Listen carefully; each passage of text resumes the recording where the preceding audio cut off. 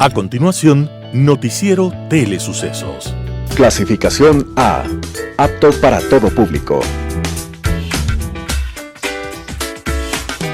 Un noticiero pensado para usted porque se lo merece. Nos acercamos a la realidad desde diferentes perspectivas. Noticiero Telesucesos. Primera parte del Noticiero Telesucesos con las noticias más importantes del día. El término arena dejó tiempo atrás de ser sinónimo de muerte. Hoy es un espacio de vida, de desarrollo de una de las actividades básicas del comportamiento humano, el deporte, que quizá, como ninguna, moviliza sentimientos y emociones, elimina como principio la violencia, intereses personales, trampas, desunión e intrigas. El deporte, con sus valores, solo deberá entregar mensajes de bien para mejorar las actuales estructuras sociales y políticas en deterioro en las que vive nuestro país. Hoy entregamos a nuestra audiencia de la ciudad de Quito deportes y en especial a la parroquia de Calderón, uno de los sectores populares de mayor desarrollo de la ciudad, con una población estimada en 1 millón de habitantes que están en contacto diario con el canal 29 UHF y el canal 29.1 UHF Digital. Presente con sus instalaciones deportivas en Llano Grande, su centro de gravedad. Telesucesos, desde nuestro estudio principal y en el de Arena Telesucesos, es el único medio de televisión que transmite de lunes a viernes 4 horas diarias de diversos eventos y novedades deportivas: el ecuavóley, básquet, tenis de mesa, halterofilia, taekwondo, esgrima, box, cachascán, gimnasia olímpica. Pueden ser observados en Canal 29 UHF y en todas las redes sociales en su televisión, sin ningún costo, desde la comodidad de su hogar, en nuestro canal y en las redes sociales. Telesucesos, el canal de televisión siempre inédito.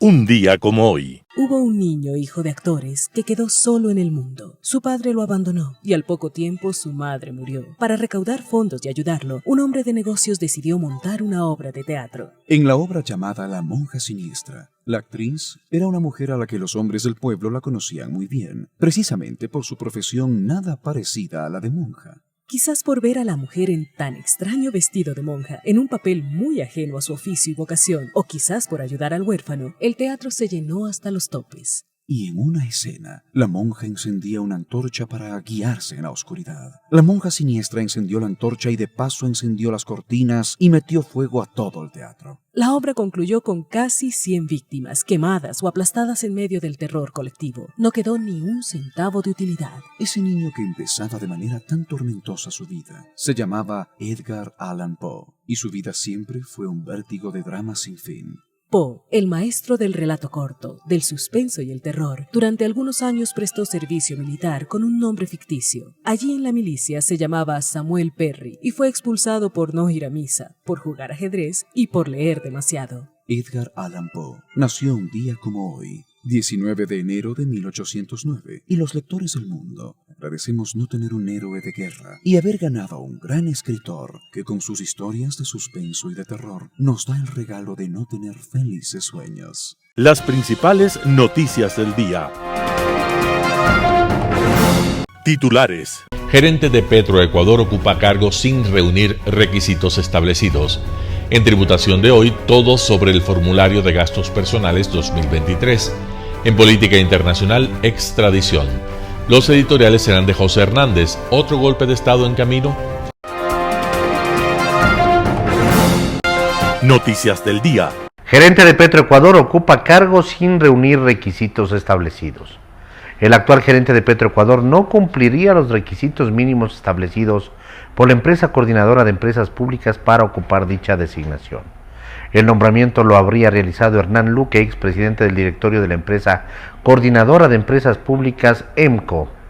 Una investigación de un medio televisivo revela que Hugo Aguiar, gerente actual de Petroecuador, solamente completó 400 de los 700 puntos que se exige para dirigir la estatal petrolera. No cumple especialmente en años de experiencia y título académico, señala la investigación. En una entrevista con Fernando Santos, ministro de Energía, se explica que ningún candidato que cumplía con los requisitos de EMCO aceptó el puesto debido al sueldo de Petroecuador. Se sondeó entre varios ecuatorianos que cumplían con los requerimientos, entre quienes viven en el exterior, pero dicen, por ese sueldo no alcanza ni para los cigarrillos, señaló el funcionario. El sueldo del gerente de Petroecuador se ubica entre los $7,000 y $8,000 al mes. Hugo Aguiar fue designado en el puesto de gerente el 18 de agosto del 2022. Él llegó a este cargo luego de que Ítalo Cedeño renunciara al cargo tras admitir que había recibido influencias de su esposa cuando asumió sus funciones a inicios del 2022. Entrevista del día. La mañana de este jueves en Radio Sucesos, Fernando Villavicencio, presidente de la Comisión de Fiscalización de la Asamblea Nacional, habló acerca de las denuncias de corrupción en el sector eléctrico. Escuchemos lo que dijo. Y bueno, quisiera que nos comente sobre este pedido que se hace y bueno, las razones de ello.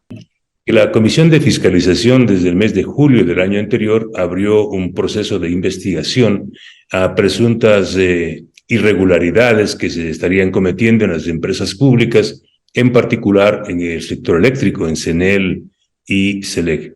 Yo solicité la comparecencia de Hernán Luque, quien presidía hasta hace pocos días la empresa pública de empresas públicas, ese es el nombre, y también a todos los gerentes de las empresas públicas del país para que expliquen justamente esto, la presencia de redes de corrupción al interior que estaban siendo operadas desde afuera. Me refiero principalmente a la red liderada por Leonardo Cortázar y otros amigos de la piscina. Sin embargo, el señor Luque se resistió durante 4 convocatorias a comparecer ante la Comisión de Fiscalización y luego varios miembros de la comisión ya empezaron a no dar quórum para las citas que estaban programadas. Esto es muy importante. Entre la información que yo requerí también a SELEC y CENEL desde hace 6 meses, estaban justamente un registro de todos los contratos suscritos en la administración del gobierno del presidente Guillermo Lasso. Porque, Berito, la única forma de confirmar la existencia de casos de corrupción, más allá de un audio que puede ser un indicio, es revisar los contratos, los procedimientos contractuales y no hablar por hablar. Entonces, claro, hay indicios con los audios, pero cuál es el escenario y cuáles son los elementos para determinar una presunta corrupción es justamente la revisión de los contratos. Y esta es la primera evidencia que estamos entregando. Nosotros vamos a continuar con la investigación y el primer monto, la primera cifra también económica que tenemos bordea los $840 millones. Esto va a subir cuando incorporemos los contratos suscritos en Transelectric, Termopichincha y Termoguayas. Es decir, estamos hablando, estimados amigos y amigas de la radio, de una cifra que superaría los $1,000 millones en contratos. Eso es muchísima plata, Fernando. Muchísima plata. Suscritos en CENEL y SELEC, más de $1,000 millones, y ya tenemos los primeros indicios de procedimientos irregulares. Es para que la gente que está familiarizada con el mundo de la contratación pública, es un mecanismo muy parecido al que nosotros descubrimos en la refinería Esmeraldas, caso por el que fueron procesados y sentenciados varias autoridades, entre ellas me refiero a Alex Bravo Panchano. ¿Cómo funciona esto? Me preguntarán. Es muy sencillo. Estas unidades de negocios, ahora del sector eléctrico, son vendidas, digo el término vendidas entre comillas. O sea, se pacta la entrega de la administración de una unidad de negocios, llámese de CENEL o de SELEC, cualquiera. Por ejemplo, la administración de CENEL Manabí o de CENEL Bolívar. Se entrega esa administración a un ciudadano A. Este ciudadano paga. Esto nosotros no lo hemos verificado con documentos, pero tenemos información de que así funciona. Paga una suma muy grande de dinero para estar 4 o 5 meses al frente de esta unidad de negocios y a cambio se registra una serie de empresas muchas de ellas de papel, que son las que van a ganar los contratos en esa unidad de negocios. Así hemos descubierto, por ejemplo, que aparecen empresas sin registro técnico, sin registro económico, sin registro de haber participado anteriormente en contratos, entran en una ruleta, en la misma ruleta. Hoy participan 3 empresas, sí, gana la una. En el siguiente contrato participan las mismas 3 empresas, gana la otra. Y así van rotando. Son empresas de las mismas personas y también participan como personas naturales. Son, reitero, centenares, son miles de contratos y ya aparecen los primeros nombres que están relacionados al señor Leonardo Cortázar. Esto es muy importante. También en Radio Suceso esta mañana de jueves, Edison Llanes, ex gerente del Metro de Quito, habló sobre las razones para la demora del funcionamiento del Metro de Quito. Escuchemos lo que dijo. ¿Cómo ve esta situación del Metro de Quito? Nos dijeron para el 5 de enero ya esta inducción dinámica. Después que llega el 5 de enero se ha caído la página web y no pueden supuestamente emitir esos códigos QR donde los usuarios, los ciudadanos podían un poco conocer el funcionamiento en movimiento. Parece que hay otras razones detrás que no nos están contando. Digamos que el pretexto de la página web era eso, un pretexto, lamentablemente. Para los que conocemos un poquito acerca de la obra, sabemos que eso no es real. Se pudo haber seguido emitiendo boletitos a mano y la gente viajaba si realmente ese hubiese sido el problema. En realidad pasa lo que acabó de mencionar usted, es un secreto a voces que hay el oficio, porque en realidad las cosas no están listas. Y la razón por las que no están listas es básicamente porque en el contrato FIDIC, que es el contrato que registra o administra la obra, dice que los pasos finales, el paso 9, el paso 10 o el paso 11 o las cláusulas, indican que una vez concluida la obra, que la obra concluye formalmente por contrato en marzo de 2023, se comienza a realizar las pruebas funcionales. Las pruebas funcionales es generar un proceso en el cual se prueba cada subsistema y se genera un certificado de recepción de obra o un certificado de inconformidad para que sea cambiado, sea reparado haciendo esa prueba. Si eso no está listo, no se puede emitir el certificado de recepción definitivo de obra. Y una vez que está el certificado definitivo de obra, comienza la marcha blanca o la prueba conjunta. Y una vez que se hace todo eso, se dice, ok, hemos concluido todas las pruebas de todos los subsistemas y ahora sí podemos arrancar una operación comercial real. Inclusive eso dice en el contrato del operador internacional. Entonces el operador internacional llega y dice, ok, voy a operar, ¿dónde está esto? No está, no está. Entonces dice, ¿cómo quieren que opere si esto no está listo? Y ese es el oficio que lo hace mención usted, que como digo es un secreto a voces, pero que está ahí bajo 7 llaves. Y bueno, suena lógico decirlo si el operador pues no tiene todas las garantías, si no se ha entregado la obra oficialmente, ¿cómo va a operar? Ahora, la pregunta es, ¿por qué anuncian estas fechas de inducción dinámica desde el 5 de enero con bombos y platillos? ¿Por qué hacen una inauguración fake, una inauguración falsa que, bueno, para la foto nada más? Yo creo que lamentablemente eso estuvo atado a tiempos políticos. Sí, si lo vemos ahora, si esta semana se moverían los trenes, quizás sería más un tema, volvería a ser un show, más que una operación comercial real, pero quizás coincidiría con los días finales de campaña electoral, que sería desastroso que pase eso con una obra tan importante y con un proceso tan crítico como la seguridad de los viajeros. Entonces, lo importante creo que es que este momento tanto la gerencia de Metro, el operador internacional, la constructora y las gerencias internacionales se sienten y generen una sola fecha, le digan al operador internacional, bueno, para eso estás tú contratado. Hay que recordar que el pago del operador es mensual, es decir, el 29 de diciembre ya se tenía que realizar un pago y en 10 días más se tiene que volver a realizar el segundo pago. No es culpa de los operadores internacionales, así generó Metro de Quito el contrato. En entrevista en Quito TV, Luz Helena Coloma, candidata a la alcaldía de Quito, habló sobre las propuestas de campaña. Escuchemos un extracto de lo que dijo. Tenemos la presencia el día de hoy de una de las candidatas a alcaldesa, en este caso, de la ciudad de Quito. Son 12 los candidatos que están participando y es Luz Helena Coloma. Ella nació en Ancona el 10 de febrero de 1964. Bienvenida. Así es, gracias, Luz Helena, ¿cómo está? Arquitecto. ¿Cómo ha pasado? Bien, bien. A veces un poco exhausta por estos trotes de la campaña, pero contentísima de recorrer la ciudad. Es la parte que más me gusta de la campaña, de escuchar, de encontrar juntos soluciones, de proponer, de comprometerme con la gente y sobre todo estar cerca de una realidad que a veces desde las campañas también parecería que se torna en una especie de circo de ofertas, ¿no es cierto? Y cuando uno baja de ese nivel del discurso a la realidad y con más serenidad simplemente se pone a escuchar y a entender cuál es la problemática puntual que hay que resolver. ¿Cuál es esa realidad, esa problemática? Esa realidad es la de un Quito que ha estado en el abandono. Es una realidad en la que faltan obras básicas y elementales para una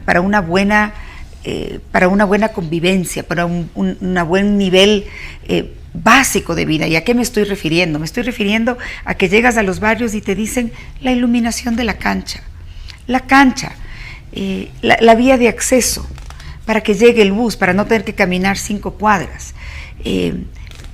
Temas que la seguridad obviamente está siempre presente, la falta de empleo es una desesperanza. Entonces, más allá de las banderas políticas, más allá de los grandes diagnósticos, más allá de las lecturas o las propuestas que pretenden hacer así y como magia cambiar la realidad, hay una verdad ahí, unas madres que no tienen dónde dejar a los guaguas porque ya no hay guaguacentros, que tenemos que incorporar en el plan de acción, no de trabajo o el plan, como se dice, es el plan de acción. No me refiero a lo que presentas al CNE o lo que tú dices al mencionar que tienes un plan de trabajo, es a la acción, a la realidad, a la ejecución. Ese es mi mayor, mi mayor desafío. Yo estoy convencida que como mujer y como ejecutora que soy, lo puedo llevar a ese nivel.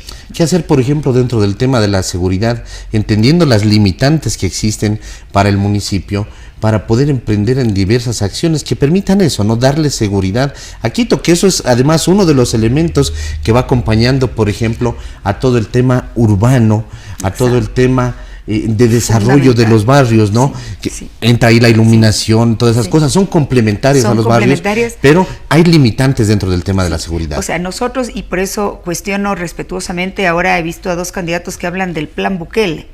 Entonces, yo no sé si es así nomás de ofrecer y ponerle un nombre, digamos, de un presidente que ha combatido las pandillas y una realidad de inseguridad muy propia y muy grave en ese país, pero que tú necesitas que es el presidente de un país. Tú necesitas la autoridad pública de la policía para lanzarte una oferta así. ¿Has coordinado con la policía? ¿Tiene la competencia el municipio? Etcétera. Más allá de eso, yo creo que tenemos una realidad que es la tasa de seguridad ciudadana, que se la cobra a todo ciudadano y que nos da $12 millones al año aproximadamente. Tú tienes que ejecutar esa tasa de manera pulcra y eficiente. ¿Qué puedes hacer con esa tasa? Las alarmas comunitarias en los barrios, conectar ese sistema de alarmas a la vez que capacitar al barrio al sistema central de monitoreo, dotar de equipamiento a la Policía Metropolitana, dotar de equipamiento a la Policía Nacional, que también se han hecho las VCs abandonadas en los barrios o trabajando a medio gas. No es posible. Esto tiene que funcionar bien. Si tú oyes, todos los candidatos tenemos diagnósticos similares porque sabemos que hay que hacer eso. Pero el desafío es hacerlo. Tuvimos 2 años de Yunda, 2 años sin ejecutar $24 millones de la tasa de seguridad. Entonces, la ejecución del presupuesto, la acción. Y luego, cuando se ejecutó, se compraron unas cámaras que no funcionaban en Quito. Las cámaras de reconocimiento facial, carísimas, en las que hubo ahí un chanchullo que está en investigación. En juicio ya, en ausencia a uno de los presuntos coautores porque está fuera del país, pero se inicia el juicio. Tú no puedes comprar unas cámaras para una función que tampoco tienes una competencia legal. El municipio no puede usar la data del registro civil para hacer esas lecturas faciales, no puede. Lo tiene que hacer el ECU 911, el gobierno central, con determinados protocolos. Entonces entiendo que esas cámaras se entregaron allá. Entonces no es cuestión de gastarse la plata por gastarse.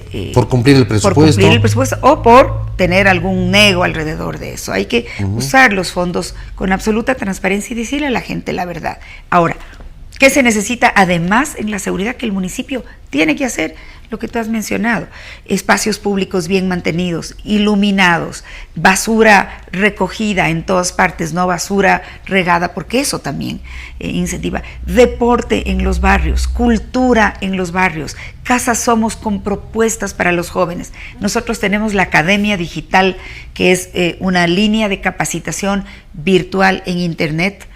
Tenemos las Casas Somos que tienen conectividad y nos aseguraremos de que la conectividad esté presente ahí para poder capacitar a los jóvenes. Deporte. En destrezas blandas.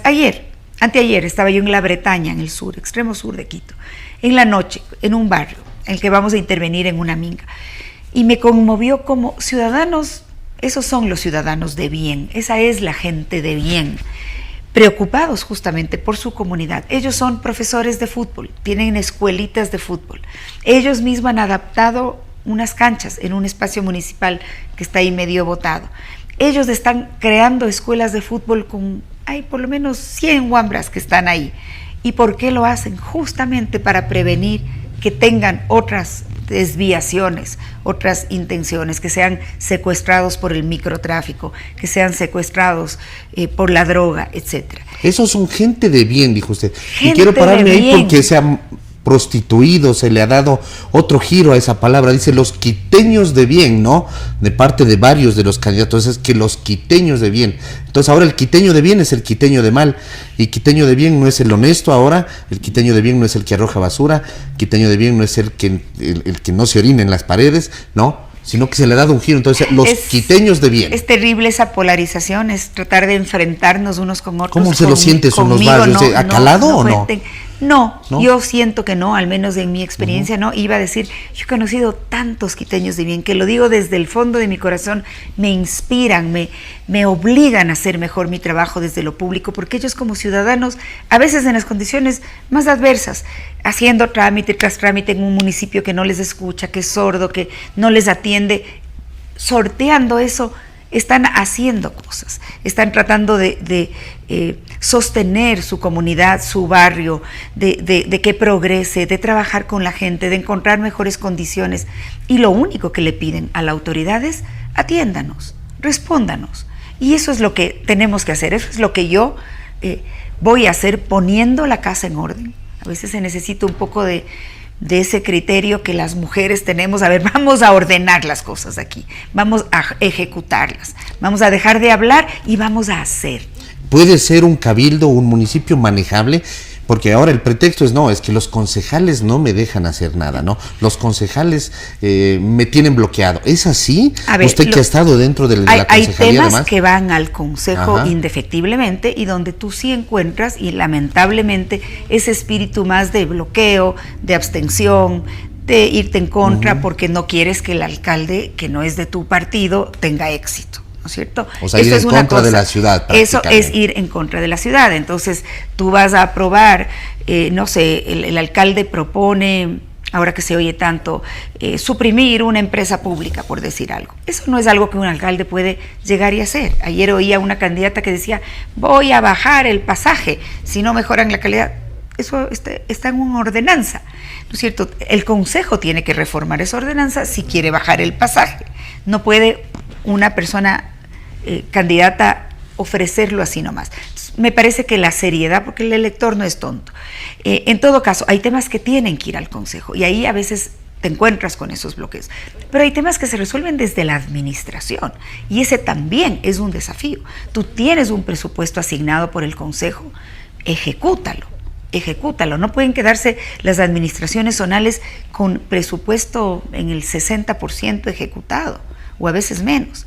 porque ahí están las obras. Porque además los recursos regresan, ¿no? Claro. Se los pierde. Claro, a veces se los pierde o si no simplemente en el siguiente ciclo presupuestario no te asignan más. Ya tuviste ese monto, ahí te quedas con ese monto, ojalá en esta segunda oportunidad, digamos del siguiente año, lo puedas ejecutar. Y ahí pierde la ciudad porque pierde la posibilidad de haber hecho esos 10 más los otros 10 del siguiente año.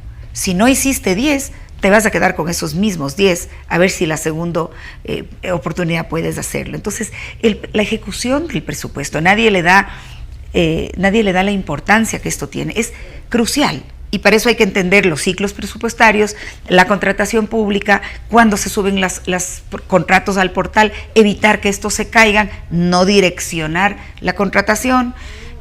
Ahí hay mucho por hacer. Quito no puede ser este botín. Ah, qué lindo, voy a llegar a la alcaldía de Quito. Entonces, ¿cuántos contratos será que hace el municipio para...? Ese es a veces el interés. Ajá. O voy a llegar al municipio de Quito y luego voy a pasarme por ahí, me voy a hacer un poco más famoso y luego me voy a ir a otro espacio en la política, porque eso es lo que me interesa de verdad. A mí me interesa de verdad servir a Quito. O voy a ser candidato porque mientras soy candidato tengo inmunidad y mi juicio queda parado. Nadie me investiga. Y luego, y no tengo derechos políticos, y luego si gano, muy probablemente no me voy a poder posesionar, pero tampoco me importa, porque no me importa Quito. O sea, esas son lecturas que yo he encontrado en este camino, y me duele profundamente. Quito está en el abandono y necesita una acción profunda, un cambio de timón, necesita un compromiso absoluto para salir de ahí. Un giro, ¿no? Es reversible la situación de Quito. Yo creo que sí. Ajá. Seguridad hemos hablado, movilidad es otro problema grande en Quito. Sumado a eso, a que tenemos ahora una obra que es la más cara de la historia, además en la capital, y que puede convertirse, ahora ya lo es, porque además no funciona todavía, y puede convertirse en un elefante blanco, porque no llega a esas zonas populares desde donde viene la masa de gente trabajadora hacia el área financiera, económica, administrativa de la ciudad de Quito. Y que ha amanecido grafiteada ya hoy día. Hoy día ya una estación grafiteada con alguna campaña, y esto es condenable, ¿no? Porque nada justifica que justamente esa gran obra que nos ha costado a todos, que nos cuesta a la ciudad $1.200 millones de deuda, tenemos que pagar 30 millones al año, hay algún año ya mismo que tendremos que pagar 100 por la deuda, $100 millones al año, que podrían ser otras obras, pero bueno, así está concebido. Este es un proyecto de ciudad. Yo me he enfocado permanentemente en decir que esto tiene que funcionar. Yo haré todo lo que tenga que hacer como alcaldesa para que tenga que funcionar. Ya hay un operador del metro y eso es bueno. Eso es bueno porque antes se lo manejaba como a la Bartola, esto qué lindo, nosotros mismos nos vamos a manejar el metro, nosotros con sí las sabemos, mafias de toda una con vida, las mafias de toda una vida, ¿no es cierto?, para hacer probablemente más negocios. Hay una empresa internacional con un contrato que va a operar el metro. ¿Y por qué va a operar el metro? Porque sabe operar metros, porque el metro es un sistema ferroviario súper complicado de operar, todo el sistema tecnológico que opera, exacto, y es un relojito. El metro es una gran obra, que nos ha costado la madre, pero es una gran obra y que nos va a costar como ciudad, y por eso tiene que funcionar. ¿Cómo tiene que funcionar? Tiene que ser alimentada por las rutas, las frecuencias, las líneas que nos traigan esa gente ágilmente desde los polos y los extremos de la ciudad a las estaciones sur y norte, para que suban y se muevan rápidamente en la ciudad, pero también para que en el eje este-oeste tengas la suficiente conectividad y servicio con el mismo objetivo. Ese es de la columna vertebral. Yo personalmente creo que muchas vidas y la forma como se mueven en la ciudad, y digo vidas porque gastar 4 horas de tu día en movilidad, en moverte maltratada o acosada, es parte de tu vida, y si eso cambia para bien, tu vida también mejora. Que tú te puedas mover en 20 minutos en un trayecto que lo hacías en 2-3 horas, te cambia. Y creo que eso va a ser bueno para los quiteños, que se tienen que de todas maneras movilizar. Hay que hacerlo además, ¿no? Yo recuerdo en el trole, incluso cuando hicieron, y yo estaba en la universidad, sonaba bonito y con la estructura. El troll en sí ha funcionado, Claro, y eso hay que reconocerlo, pero sonaba bonito porque se veía que venían del este, del oeste, llegaban los buses, dejaban en las paradas y vueltas regresaban, pero nunca eso terminó funcionando porque esa parte complementaria nunca se la ejecutó. Buses, exactamente, y por eso tenemos la ordenanza, está el sistema diseñado. Todos los candidatos hablan del sistema, suena todo bonito. El desafío es ejecutarlo, voluntad política para ejecutarlo, diálogo con los transportistas que son los protagonistas del uso de los grandes corredores que tiene la ciudad. O sea, tenemos que ir hacia esa mejor movilidad, implementación de la famosa caja común o el sistema integrado de recaudo y pago. Todos los candidatos dicen, la caja común, pagaremos por kilómetro, está diseñado, existe la ordenanza, vamos a hacerlo. Muchas de las cosas que estamos escuchando ahora se escucharon como diagnósticos en la campaña de la alcaldía pasada, y mire lo que pasó.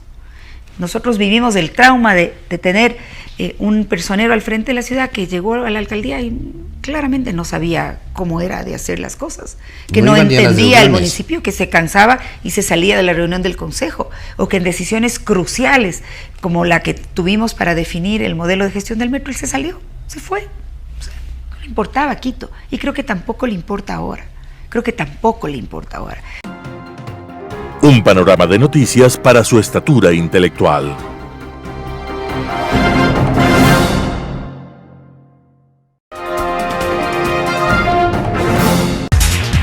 Tributación de hoy con Cristina Trujillo. Soy Cristina Trujillo de su programa Tributación de hoy en su noticiero de Telesucesos. Es importante hablar sobre la obligatoriedad que tenemos los patronos de ser agente de retención sobre las remuneraciones grabadas de nuestros trabajadores. Recordemos que nosotros como patronos tenemos una relación patrono-empleado que se encuentra regulado por el Código del Trabajo. Nuestros empleados tienen un contrato individual de trabajo que está claramente definido en el artículo 3 del Código del Trabajo. Pero no solamente tenemos obligaciones laborales, sino también obligaciones tributarias. Y dentro de estas obligaciones tributarias somos agentes de retención. Aun cuando no seamos agentes de retención designados por el SRI como establece la normativa fiscal actualmente, es obligatorio que seamos agentes de retención, es decir, que retengamos. Eso está claramente definido en el artículo 92, numeral 2 del reglamento fiscal. Y también ratificado en el artículo 104 del reglamento fiscal. También. ¿Qué pasa con estas retenciones?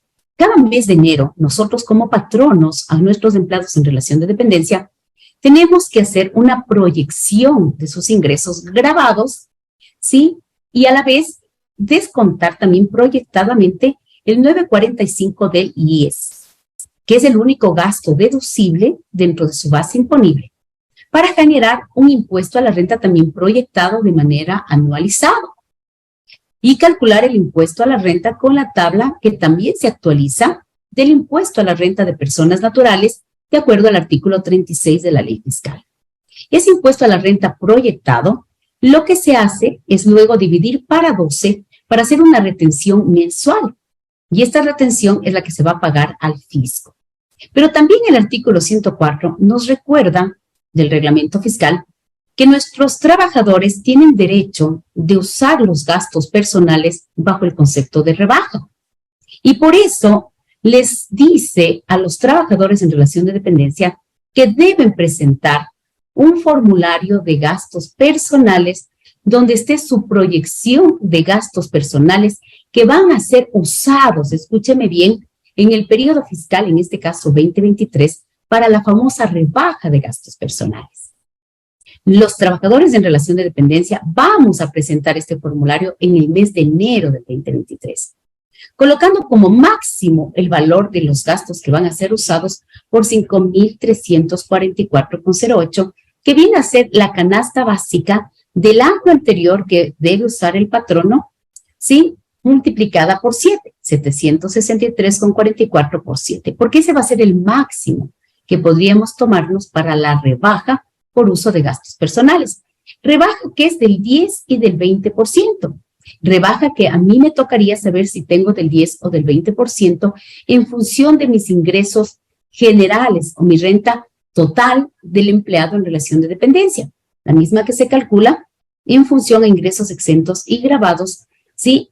Y esta se tiene que mirar o corroborar su cálculo de la siguiente manera, para saber cuál es mi rebaja del 10 o del 20% por uso de gastos personales. Si su renta total, como empleado en relación de dependencia, colocando ingresos exentos y gravados de todo el año 2023, es mayor, escúcheme por favor, al 2.13 multiplicado por la fracción básica del impuesto a la renta de personas naturales, que para el 2023 es 11.722, lo que me da 24.967,86, ¿sí? Si es mayor su renta total a este rubro, usted va a tener una rebaja del 10% por el uso de gastos personales, y si es menor, del 20%. ¿Y sobre qué se calcula? La norma le dice sus gastos personales frente a este límite de la canasta básica multiplicada por 7, la que resultare menor. Y de ahí sale que el máximo del uso de gastos personales que puede tener una persona es de 5.344,08. Quiere decir que usted necesita tener esa cantidad de gastos personales para que pueda tener una rebaja del 10 o del 20, lo que a usted le corresponda. Mi recomendación es que independientemente que usted llegue a tener los 5.344,08 en el 2023, siga guardando comprobantes de venta válidos, siga capacitándose, siga generando cultura tributaria a nuestro querido país. Recuerde, empleado en relación de dependencia, es su obligación de presentar en este mes de enero su formulario de gastos personales de acuerdo a lo que establece la normativa, por favor, establecida en el artículo 104 del reglamento fiscal, pero sobre todo en la circular número 7 que se emitió en el ejercicio fiscal 2021. Soy su amiga, Cristina Trujillo, y siempre le voy a mantener capacitada. Global Hoy con Alan Carney. Extradición.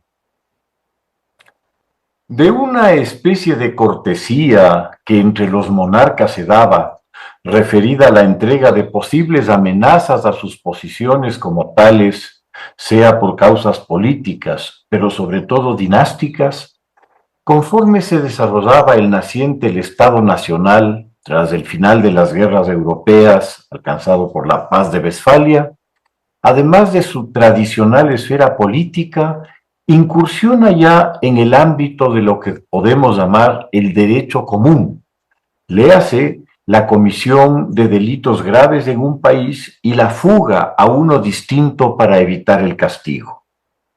Aquí está implícita ya la existencia de un Estado al que se le puede pedir actuar a nombre de otro, capturando a un reo de delito grave y entregarlo formalmente al Estado solicitante para que éste lo juzgue y eventualmente condene.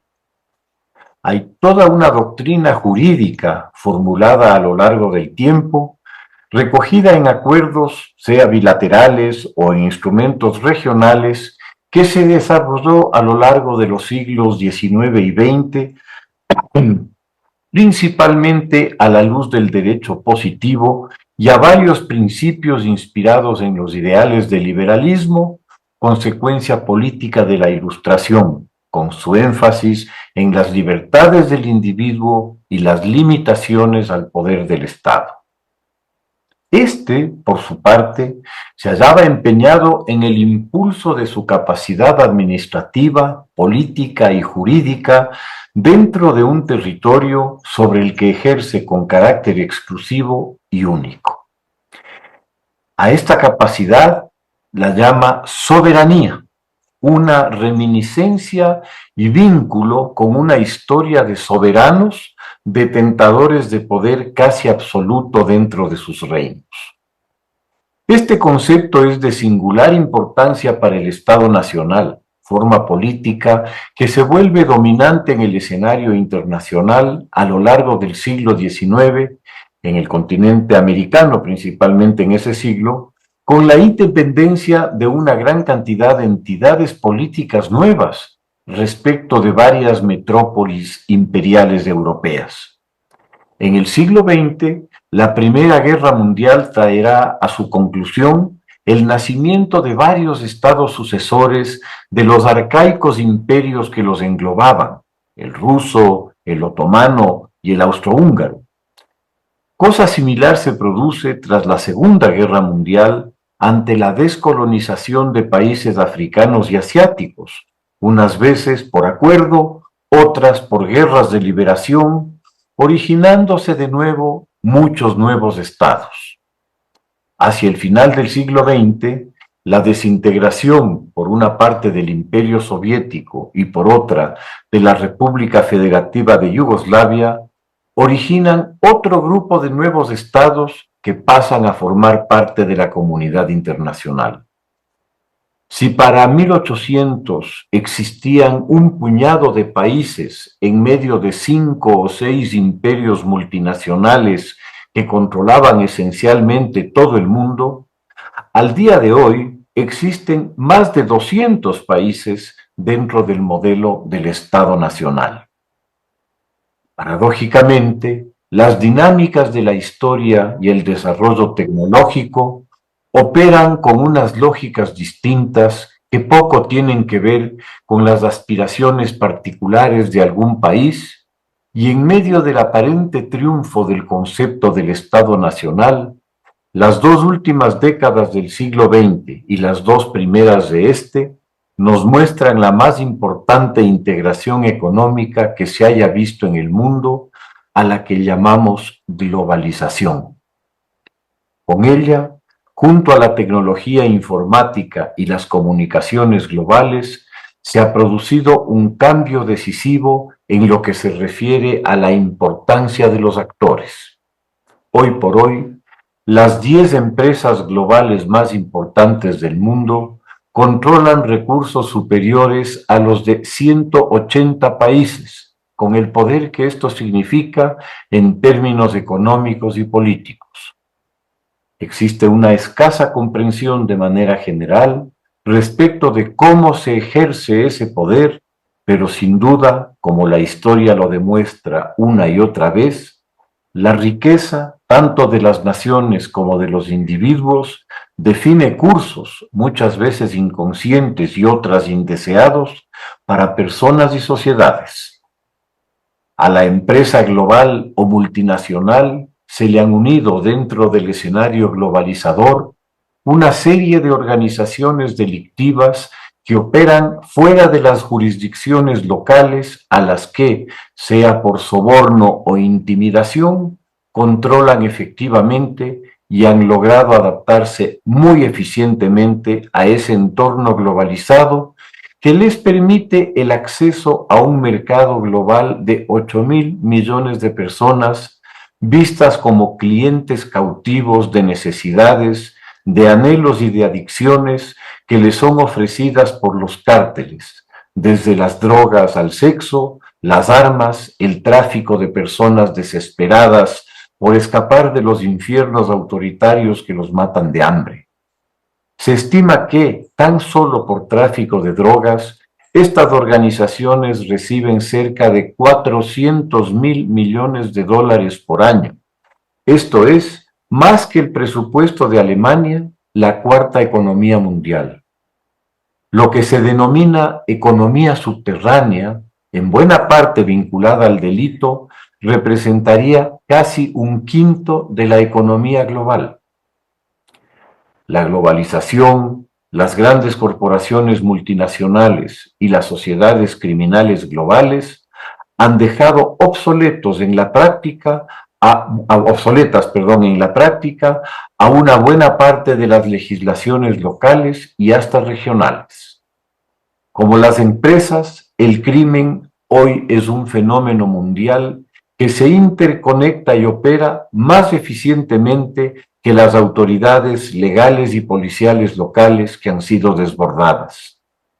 Pretender hacer frente con los limitados recursos humanos y económicos que un Estado pequeño o hasta uno mediano tiene, a unas organizaciones cuyos recursos económicos se ven potenciados por su total disposición al uso de la violencia más extrema para intimidar a la sociedad, resulta poco realista. es evidente la necesidad de una arquitectura legal y penal internacional que trascienda fronteras, que cuando así les conviene a las organizaciones criminales son meras líneas imaginarias o se convierten en verdaderas murallas legales cuando las usan como escudo para obstruir la acción legal en su contra.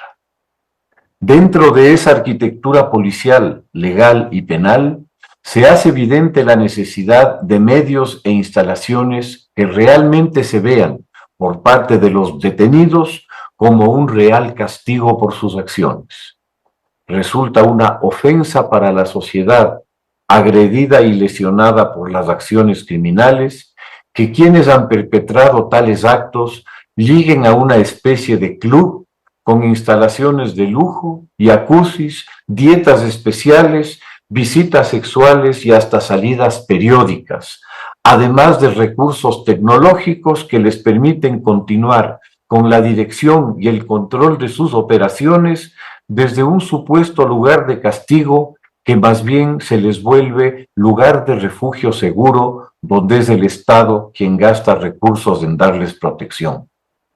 Desde tal perspectiva, está absolutamente justificada la posibilidad de entregar, a través del mecanismo de la extradición, a los delincuentes, aún nacionales, a los estados y las sociedades que han sufrido los efectos de tales acciones. La extradición es una legítima herramienta para asegurar que el delincuente sufra una real consecuencia por sus acciones y que la sociedad perciba que hay una sanción que se cumple. No es posible perder de vista que los derechos humanos afectados por la acción criminal son los de los ciudadanos. Cualquier argumentación favorable a los derechos de los criminales debe estar supeditada a esa realidad inicial y al respeto por el derecho de la sociedad, a la certeza de que las sanciones establecidas por la ley se están cumpliendo. No hacerlo es una burla y una ofensa a las víctimas. Muchas gracias. Editorial. Otro golpe de Estado en camino. José Hernández, 4 Pelagatos.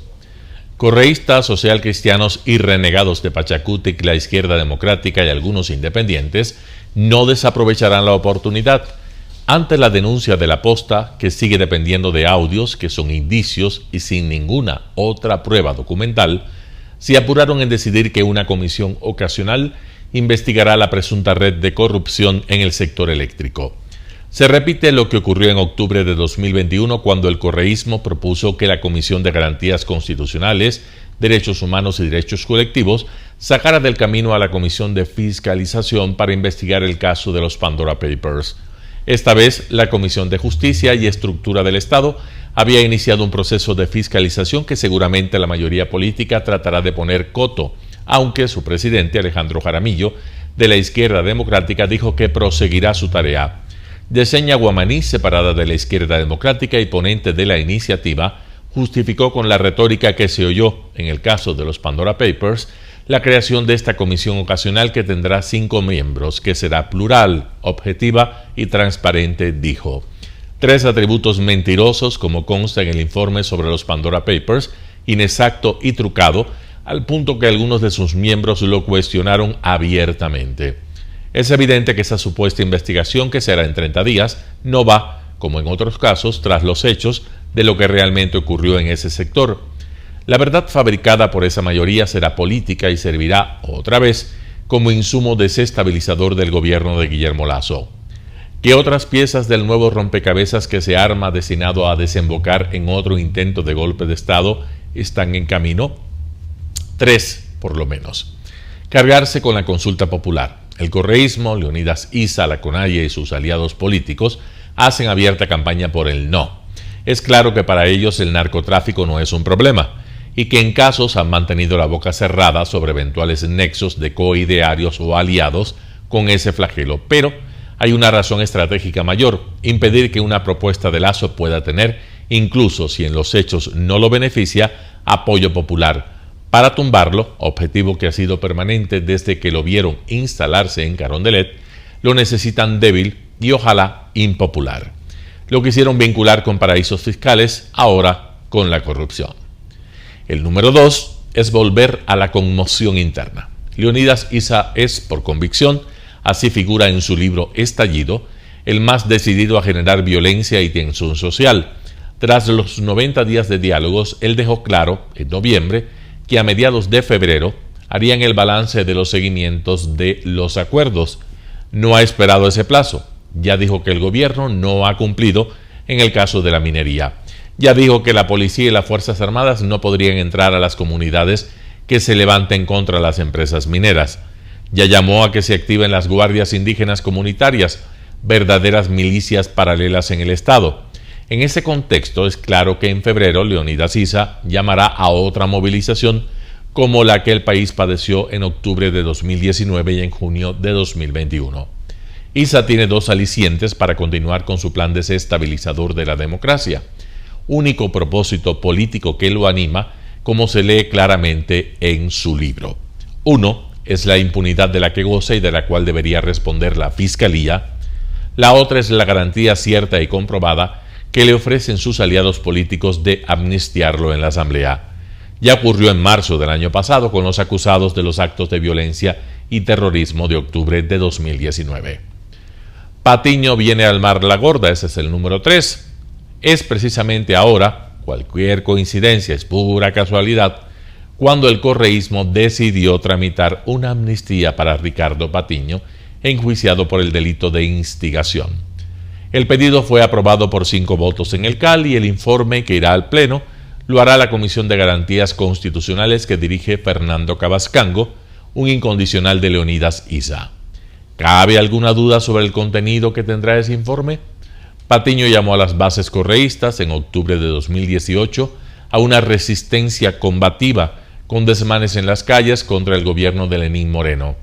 Jugar a la revolución es lo suyo.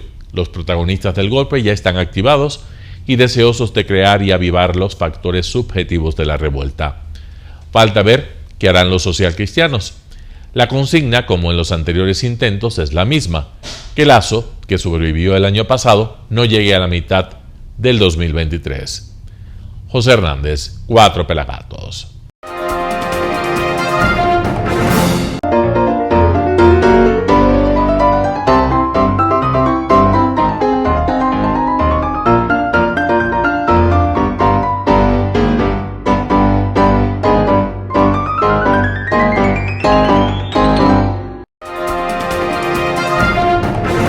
Arena Telesucesos es el escenario en donde el deporte tiene vida. Nuestros invitados y jugadores están en la cancha junto a usted y como nunca antes en la pantalla de su televisor, acercándole a un espectáculo inolvidable de luz, color y fiesta. Por fin usted encuentra el deporte que practica y que nunca es transmitido ni considerado por otros medios de comunicación con la importancia que nosotros le damos. El Ecuavóley es el gran protagonista en una cancha con todos los estándares y comodidad para su práctica. Es el único deporte ecuatoriano con partida de nacimiento ecuatoriana. Somos inéditos, nos acercamos al deporte popular de nuestra gente que comparte nuestros esfuerzos.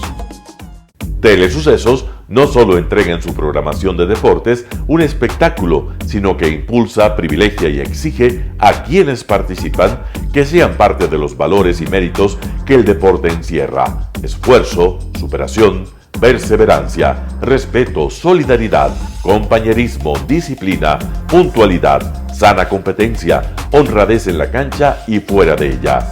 La práctica deportiva siempre generará beneficios positivos para su cuerpo y entregará salud estable, pero refuerza además la identidad personal y premia siempre el éxito conseguido.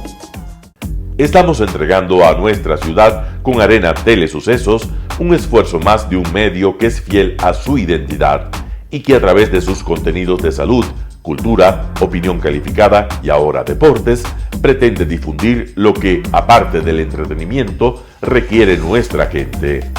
Lo hasta ahora realizado está hecho con mucho esfuerzo, pasión y el entusiasmo de nuestra parte, de nuestros empleados, trabajadores y pequeños empresarios que creen en nuestras motivaciones. Hemos dado los primeros pasos para este proyecto que seguiremos haciéndolo gracias a ustedes. Telesucesos, el canal de televisión siempre inédito.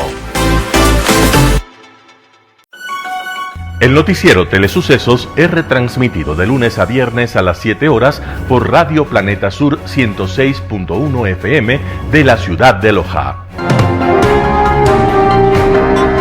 Noticiero Telesucesos.